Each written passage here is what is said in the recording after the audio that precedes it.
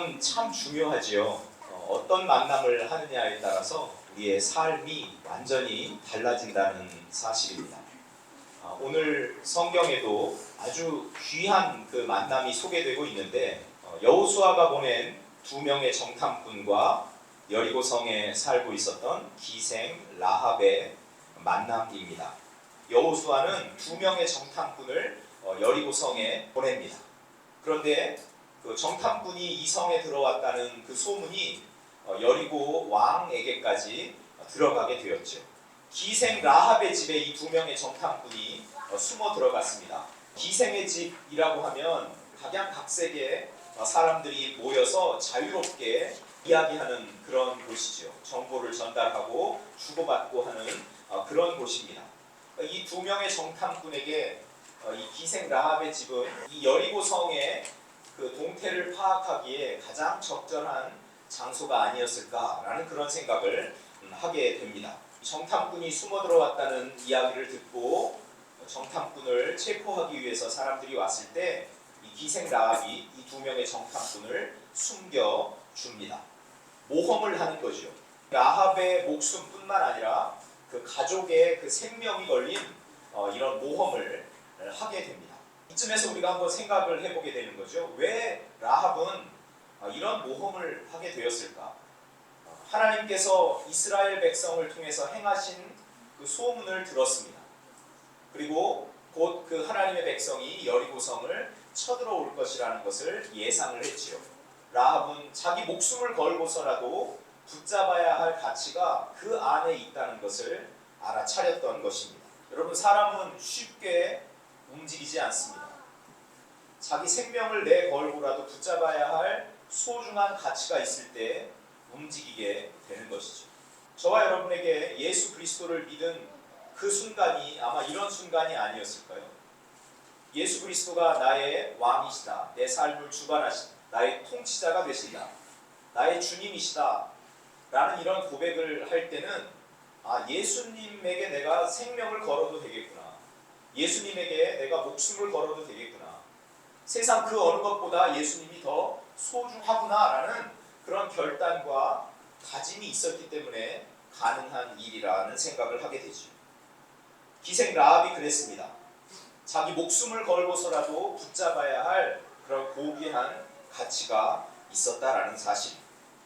라합은 자기가 들은 소문에 믿음으로 응답하고 있습니다.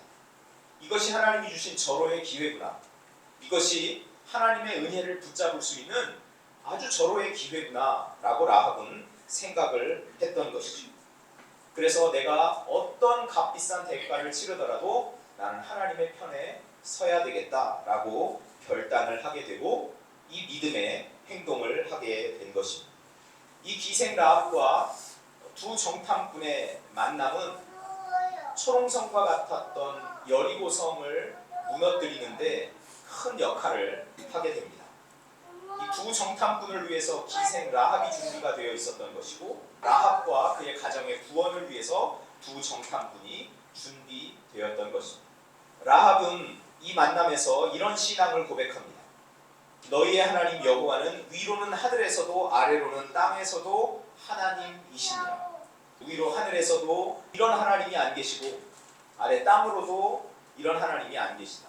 최고의 신, 그분이 바로 너희가 믿는 여호와 하나님이다 라는 이런 신앙 고백을 하지요. 정탐꾼들은 이 라합과의 만남을 통해서 깨달은 것이 있었습니다. 우리 하나님은 길을 여시고 앞서 행하시는 분이시다, 이것을 확신하게 된 거죠. 일어나서 요단을 건너가라 라고 하나님이 명령하셨는데 그 명령을 듣고 이스라엘 백성은 그 명령에 따르기만 하면 되는구나 라는 것을 확신하게 된 겁니다. 왜냐하면 벌써 하나님에 대한 소문이 여리고성 안에 퍼졌고 그 소문을 들은 여리고성의 사람들은 모두 다 두려워하고 있었기 때문입니다. 벌써 하나님이 앞서가셔서 역사하고 계셨다라는 거죠. 하나님이 길을 열고 계셨고 그리고 이미 역사하고 계셨다라는 사실입니다. 저와 여러분에게도 우리 하나님은 우리보다 앞서가셔서 우리를 위해서 일하시는 분인 줄 믿습니다. 이사야 52장 12절에 이렇게 하나님에 대해서 고백하고 있습니다. 여호와께서 너희 앞에서 행하시며 이스라엘의 하나님이 너희 뒤에서 호위하시리니. 우리 하나님이 우리보다 앞서가시고 그리고 우리의 뒷길을 또 책임지셔서 우리를 보호해 주신다. 호위해 주신다. 여러분, 이 은혜가 2025년을 열어가는 우리 나의주교회 모든 식구들에게 임하는 하나님의 은혜일 줄 믿습니다. 라합과의 만남을 통해서 두 명의 정탐꾼은 큰 용기를 얻지 않았겠습니까? 야, 이 라합은 정말 하나님이 준비해 놓으신 사람이구나. 하나님의 명령을 우리가 따르면 되겠구나. 왜냐하면 하나님은 우리보다 앞서가셔서 역사하시기 때문이다. 이런 확신을 가지고 이제 여호수아에게 돌아가서 보고를 했겠죠. 우리 나여지교회에서 우리는 성도 간에 서로 만남을 갖습니다. 여러분, 우리의 만남이 이 두 명의 정탐꾼과 기생 라합의 만남 같았으면 좋겠습니다. 서로에게 용기를 주는 만남, 서로의 믿음을 확인할 수 있는 만남, 그리고 서로를 도와줄 수 있는 그런 만남 말이죠. 그래서 이분은 하나님이 나를 위해서 준비해 주신 그런 사람이구나 라는 시선으로 우리가 서로를 바라볼 수 있었으면 좋겠습니다. 라합은 두 명의 정탐꾼에게 그 증표를 요구합니다. 내가 여러분을 선대했으니 여러분도 나를 선대해 주기를 원합니다. 나중에 이 여리고를 쳐들어올 때 나와 우리 가족을 구원해 주십시오. 우리의 생명을 살려 주십시오. 이렇게 부탁을 하고 이 두 명의 정탐꾼이 약속을 합니다. 그리고 약속을 하면서 라합의 집 창문에 붉은 줄을 매라 라고 이렇게 요구를 하는 거죠. 그러면 우리가 약속한 대로 너와 너희 집, 너희 가족들은 다 구원을 받게 될 것이다 라는 이야기를 합니다. 18절 말씀인데요. 우리가 한번 같이 읽어보겠습니다. 우리가 이 땅에 들어올 때에 우리를 달아내린 창문에 이 붉은 줄을 매고 내 부모와 형제와 내 아버지의 가족을 다 내 집에 모으라. 이 붉은 줄의 의미를 우리가 함께 살펴보면서 말씀의 은혜를 나눠보려고 합니다. 첫 번째로 이 붉은 줄은 죽음에서 목숨을 건져낼 증표입니다. 13절에 라합이 그렇게 요청하지 않습니까? 우리를 살려주셔야 됩니다. 선하게 대해주셔야 됩니다.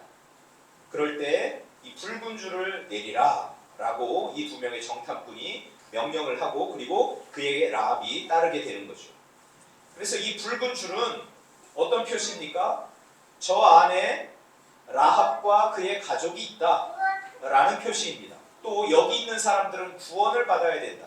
여리고 성을 쳐들어갈 때 저 줄이 내려져 있는 집의 사람들은 함부로 죽이면 안 된다.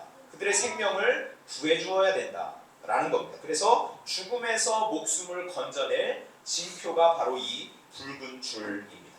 이 두 명의 정탐꾼은 출애굽 당시 있었던 10번째 재앙이 내릴 때 그 이스라엘 백성들의 집에 문설주와 그 인방에 발라진 어린 양의 그 피를 생각하면서 이런 명령을 내린 것이 아닐까라는 그런 생각을 우리는 하게 됩니다.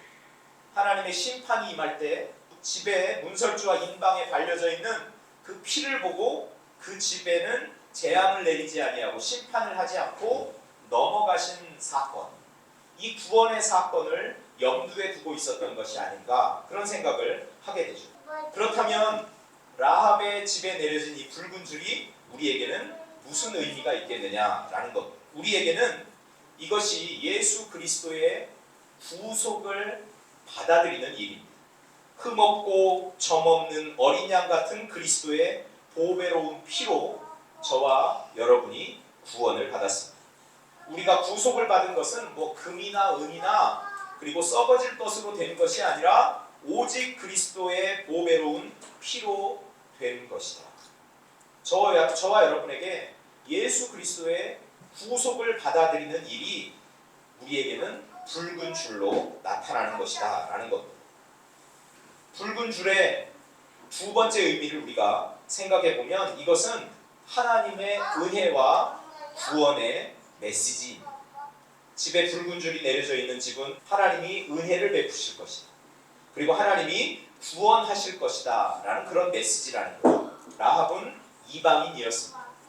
당시의 개념으로 보면 이방인은 죄인입니다. 이방인이고 죄인이 구원받았다라는 이야기. 하나님의 은혜를 체험했다라는 이야기입니다. 라합이 하나님에 대해서 소문을 들었고, 그리고 그 소문에 대해서 자기는 믿음으로 반응을 했고, 붉은 줄을 내림으로써 이 행동을 했고, 그리고 그 결과 구원을 받게 되었다라는 이야기죠. 성경은 그것을 칭찬하고 있는 것 아닙니까? 라합의 믿음을 칭찬하고 있는 것이고, 그 믿음이 그냥 말로만 끝나는 믿음이 아니라 행동으로 옮겨진 믿음이었다는 것을 강조하면서 칭찬을 하고 있는 것이죠. 그래서 이 라합이 이방인이고 죄인이었지만 구원을 받아서 하나님의 백성이 되었고, 심지어는 예수 그리스도의 족보에 이름을 올릴 만한 그런 인물이 되었고, 하나님의 구원 역사에서 아주 중요한 연결점을 차지하고 있다는 것을 강조하고 있는 것입니다. 이 붉은 줄의 세 번째 의미는 하나님의 약속을 신뢰하고 용기를 발휘한 믿음과 행함의 본보기라는 것입니다. 방금 말씀드린 것과 맥락이 같습니다. 라합의 입장에서 라합은 하나님에 대한 소문을 들었고 하나님을 신뢰하게 되었습니다. 그리고 정탐꾼의 그 약속을 신뢰하게 되었습니다. 우리 집 창문에 붉은 줄을 내리면 우리는 이스라엘 백성이 여리고성을 점령할 때 구원을 받을 수 있겠구나 라고 확신하게 되었던 것이죠. 그리고 용기를 내어서 자기의 믿음을 행동으로 나타내게 되었다라는 사실입니다. 라합이 그의 창문에 붉은 줄을 내렸다라는 것은 참 독특한 행동이지 않습니까? 성벽을 중심으로 이렇게 집들이, 많은 집들이 있을 텐데 유독 라합의 집만 붉은 줄이 내려져 있는 거죠. 이 모습은 아마 저와 여러분이 세상에서 살아가고 있는 모습이 아닐까, 그런 생각을 하게 됩니다. 그리스도인들은요, 이 세상에서 언제나 소수였습니다. 초대교회 신앙인들도 마찬가지였고 지금도 여전히 마찬가지입니다. 그리스도인은 그 사회에서, 그 세상 속에서 항상 소수였습니다. 그 소수가 빛과 소금의 역할을 잘 감당할 때 그 세상이 밝아지고 했었습니다. 교회 다니는 사람의 숫자가 많았다고 그 세상이 좋아졌던 적은 없다라는 것이죠. 이 라합이 살아가고 있는 그런 삶의 모습은 바로 저와 여러분이 살아가고 있는 모습과 저는 같다고 생각하는데, 우리가 그럼 이 땅에서 살 때 어떤 모습으로 살아가야 되겠느냐라는 거죠. 과연 우리 창가에, 우리 창문에, 우리 집에 붉은 줄을 내리면서 내가 하나님을 신뢰합니다. 나는 하나님을 신뢰하는 사람입니다. 나는 하나님의 약속을 굳게 믿고 사는 사람입니다. 나는 하나님이 나를 구원해 주실 것, 내게 생명 주실 것을 믿습니다 라는 것을 구체적으로 드러내고 표명하면서 살아가는 사람들이냐라는 것이죠. 내가 믿는 하나님에 대한 신앙 고백이 부끄럽지 않은 그런 존재로 나는 살아가고 있느냐라는 것입니다. 많은 사람들이 모여서 식사를 하는데 밥그릇을 앞에 놓고 국그릇을 앞에 놓고 이 음식을 주신 하나님께, 하나님 정말 감사합니다. 맛있게 잘 먹겠습니다. 이 힘을 얻어서 내가 하나님 나라 일구는 일에, 하나님의 자녀로 살아가는 일에 최선을 다하겠습니다. 짤막하게나 그런 다짐과 고백을 하면서 정말 진심을 담아서 식사 기도를 하고 그렇게 나의 신앙을 표현하고 내 삶에 이 붉은 줄을 내리는 그런 삶을 나는 살고 있는가라는 것이죠. 그러니까 형식적으로 하는 것 말고 정말 진심을 담아서 내가 그리스도인임을, 내가 하나님의 통치를 받으면서 살아가고 있는 사람임을 내가 세상에 드러내고 공개적으로 표명하면서 살고 있느냐라는 것입니다. 네 번째 붉은 줄의 의미에서 우리가 발견할 수 있는 것은 구별되어야 한다라는 이야기죠.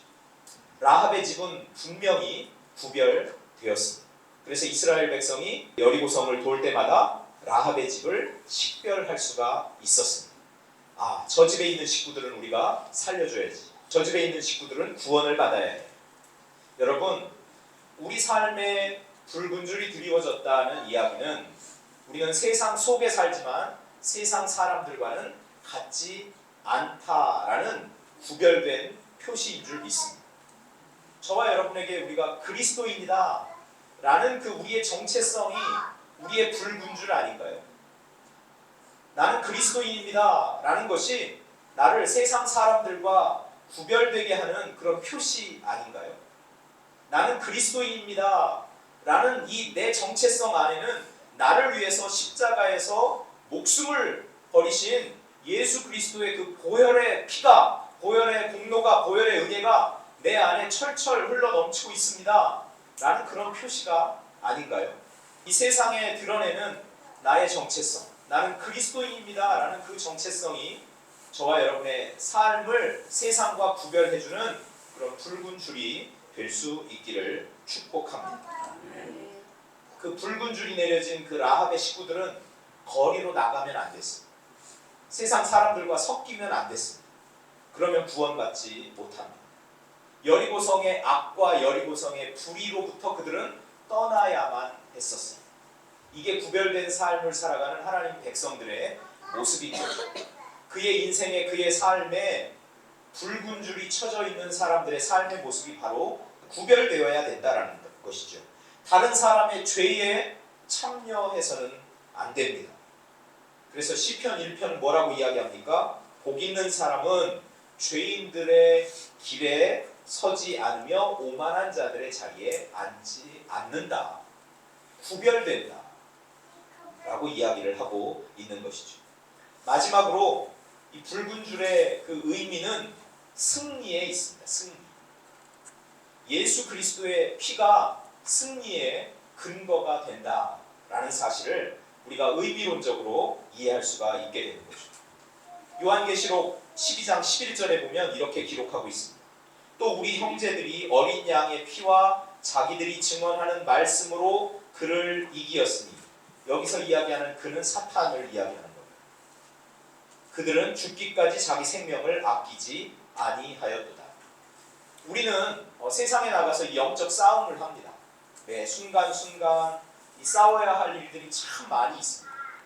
그 싸워야 할 때, 영적 싸움을 해나갈 때 우리를 승리로 이끄는 것, 그 승리의 근거가 되는 것은 어린 양의 피다라는 거죠.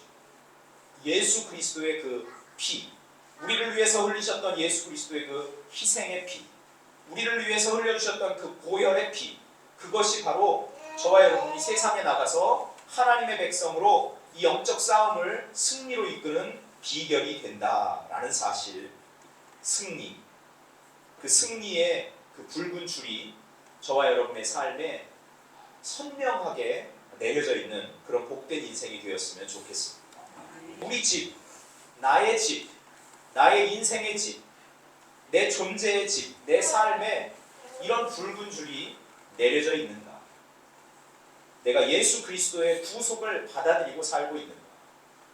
그 보혈의 은혜 속에서 나는 살아가고 있는가? 그리스도인이라는 그 이름이 나에게 선명한 붉은 줄로 작용하고 있는가? 그리고 나는 예수 그리스도를 의지하고 믿고 따르는 그 믿음 안에서 이 영적 싸움을 잘 싸우면서 살아가고 있는가? 한번 깊게 생각해보는 이 한 시간, 그리고 한 주간의 시간이 되었으면 좋겠습니다. 라합은 그 창문에 붉은 줄을 내림으로 결국 구원을 받게 되었습니다. 이방인이고 죄인이었지만 하나님에 대한 소문에 믿음으로 반응하고, 그리고 믿음에 대한 구체적인 행동으로 반응하면서 라합은 의롭게 되었고, 그리고 구원의 백성이 되었고, 하나님의 구원의 역사에서 큰 역할을 감당했습니다. 라합처럼 우리 나혜지교회 성도님들 한 분 한 분의 삶에, 우리의 인생에, 그리고 우리의 집에, 우리 삶의 집에 예수 그리스도의 그 보혈의 은혜가 흘러 넘치는 그런 붉은 줄이 선명하게 메어지기를 축복합니다. 그래서 예수 그리스도와 함께 승리하고 예수 그리스도와 함께 그 구원의 은혜를 마음껏 누리는 모두가 될 수 있기를 축복합니다.